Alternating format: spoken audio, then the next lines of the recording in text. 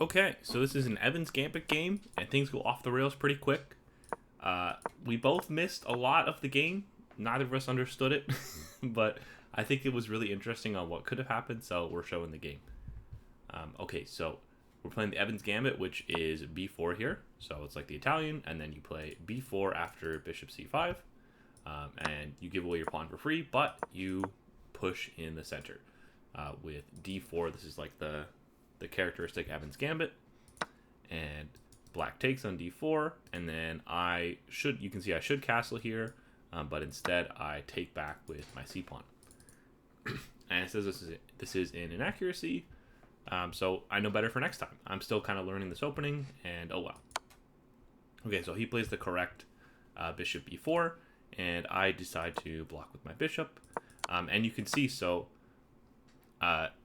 let's just say I castle. Things can already go off the rails here. So if black takes on c3, I can actually take with my knight, and you can see one of the top engine lines here is knight f6. So let's just say he plays knight f6, and I can push my pawn. It looks like we're just giving away this pawn, so let's go ahead and go through this line here. So we trade everything. I've lost the pawn, but now I have rook e1, pinning the knight to the king. He can try to defend it, but then we have f4. So we're actually winning a piece already. You can see it's +2. So one of the top engine lines is like losing a piece back here with knight f6. So black can already screw up really easily, like after castling if they take. Okay, so I didn't castle. Instead, I took on d4, and they played bishop b4 check.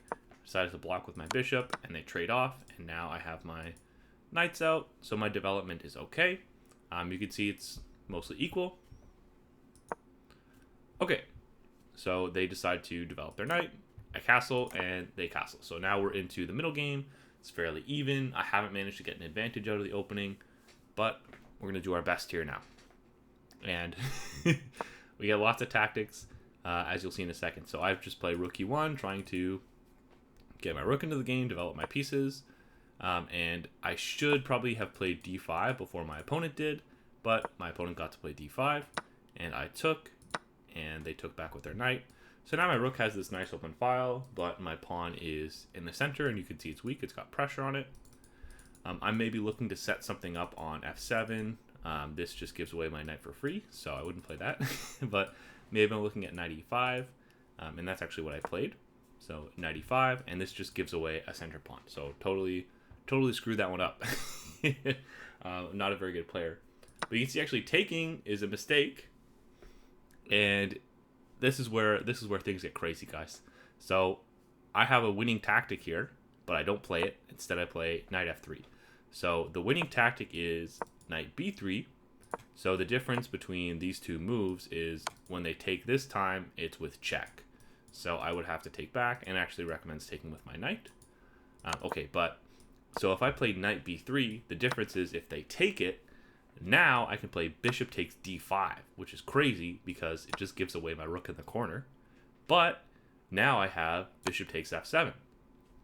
It's check, so if they take back with the rook, we can take with the queen, and let's say they move the king over there. Now I have to see queen h5, setting up this checkmate, so threatening this checkmate. And you can see the only way for black to defend it, really, is to play bishop f5, and we just take that bishop. So we still have this checkmate threat. If let's say black gets careless, makes a random move, we have this same checkmate threat, and they would have to block with their queen, give it away, and we just have a checkmate with the bishop guarding the square. So, like, the best move in this line for black after we take the bishop is to play queen d2. Now you can see the queen can come back here. So if we try to do the same thing, the queen can come back and block. So really interesting, cool tactic I didn't see obviously during the game. Instead, so back here I played knight f3. They took my knight, and I took with the queen. So now I have lots of pressure on f7. And I thought this was a really good move because I thought, okay, I'm pressuring this with my queen and bishop, and if he moves the knight away somewhere, I can now take on f7. We have three pieces looking at f7. But what I missed was, What I missed was bishop e6. So this defends the knight and it defends f7. So now all my threats are kind of dealt with, and I'm just simply down 2 pawns. So my attack's sort of going nowhere. Everything's defended. So my opponent missed this move, luckily. And let's see, the other option is to play c6, cementing the knight in the center. We have no pawns to kick out the knight. So, yeah. Okay, let's keep going. So, plays knight f6, which is a blunder, and I missed the tactic again. So, the correct tactic here, you can notice that the queen is kind of confined to these 2 center files. So I should play here rook ad1. Now, the bishop can't really escape the attack of the rook. So you can see the recommendation is to block with the bishop here. And now I have this brilliant rook takes d7 sacrifice. And if you let it load for a sec, it's going to tell you it's brilliant. Okay, and I think there's some internet issues going on. Anyway, so if they take back with the knight, now we can play bishop takes f7. And so if they just play king h8, then we have this same mate from before with the bishop blocking that square.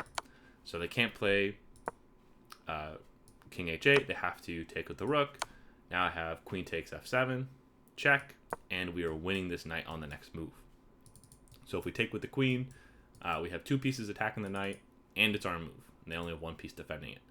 So we're winning materially here, and we would be winning. Okay, but I missed it. So back here, oh yeah, the other option I wanted to briefly mention is, let's say they play queen e8. Eventually, we're going to win the queen in this line. So let's say I take on f7, and let's go ahead. Let's say king h8. We just win the queen, straight up. And so let's say they try to take with the rook. Now we can play knight takes f7. We're revealing an attack on the queen. And if he takes with the queen, then we can check with our rook. And you can see we're eventually winning the queen. Like, even if he blocks here, we have our other rook on this piece. So it's actually going to be checkmate soon. And so, yeah, the best move here is queen f8, just giving away the queen. So, yeah, rook ad1 here was crushing. I totally missed it. Instead, I played, after knight f6, I played queen b3. You can see I'm not losing. I still have somewhat of an advantage. And my idea was simply I have 3 pieces on f7, and I should be able to take it next move. Okay, so they play bishop e6, which is a mistake. And I was able to find the correct sequence now. So after trading the bishops, I can take with check. And king is forced to h8. If they block, I can simply take it. So the king is forced to h8 instead. And now I have knight f7 check, which is what I played in the game. I finally found a winning sequence here. And if they take with the rook, I can just take back with the queen. And I am up some material.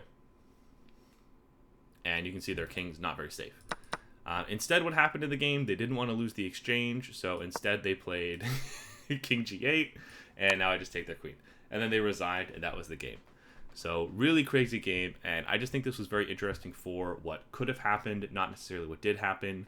I'm very happy I found the win, but you can see I don't think either me or my opponent understood the game at all. Anyway, hopefully you enjoyed. Thanks for watching. Bye.